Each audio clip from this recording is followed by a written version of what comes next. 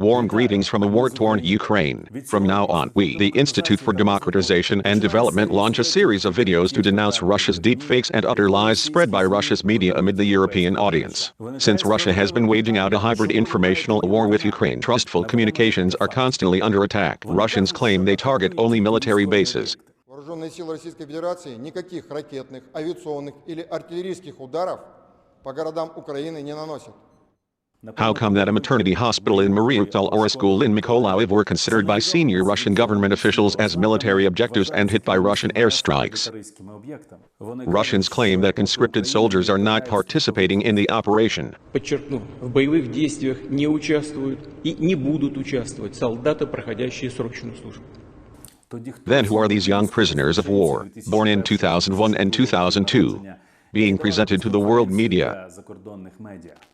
Russians claim to have killed 180 foreign mercenaries arriving in Ukraine at the Yavoriv training base. Утром 13 марта высокоточным оружием большой дальности нанесен удар по учебным центрам вооруженных сил Украины.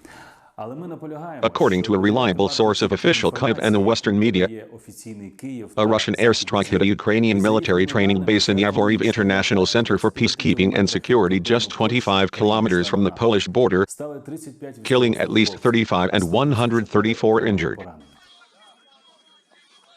Вам русский мир, хлопчики. А оце, блядь, що ви понімали? Оце, блядь, воронка в'їбала.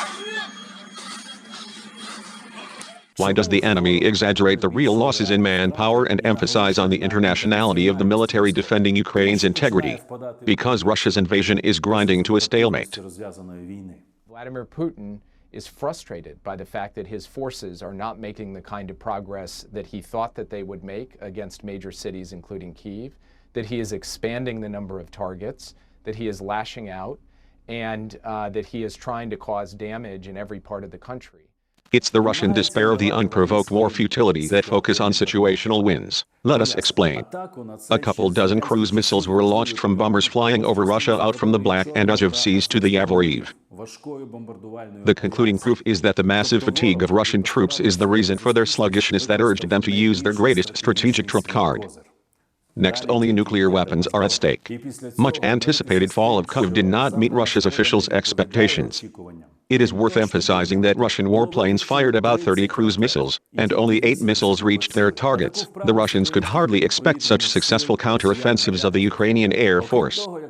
Furthermore, according to military expert patriots, hitting the second largest training base in Europe was caused by blitzkrieg failure. Presumably, Russia might use Yavoriv training base as a springboard for the Russian troops on the border with NATO. Eventually, the aggressor was forced to destroy it. In terms of the aggressor's emphasis on foreign mercenaries, the picture is clearly traced and could be explained. After the President of Ukraine Volodymyr Zelensky's address, experienced foreign veterans, soldiers from 52 countries began to actively enlist in the territorial defense forces of the armed forces of Ukraine. Коли ви бачите, як щодня бомби та ракети падають на українські міста, руйнуючи лікарні, школи, будинки, це дуже важко сприйняти. Це виглядає як божевілля. Nonetheless, the mercenaries were not supposed to have arrived at the Yavoriv International Center for Peacekeeping and Security. Thus, the Russian leadership's frequent resorting to transparent lies is another form of the informational and psychological warfare aimed at stopping the influx of those who are ready to stand up for freedom, justice, and democracy. If NATO leaders had responded to our president's call to close the skies over Ukraine as passionately as the members of the International Legion, Yavoriv might not have been attacked.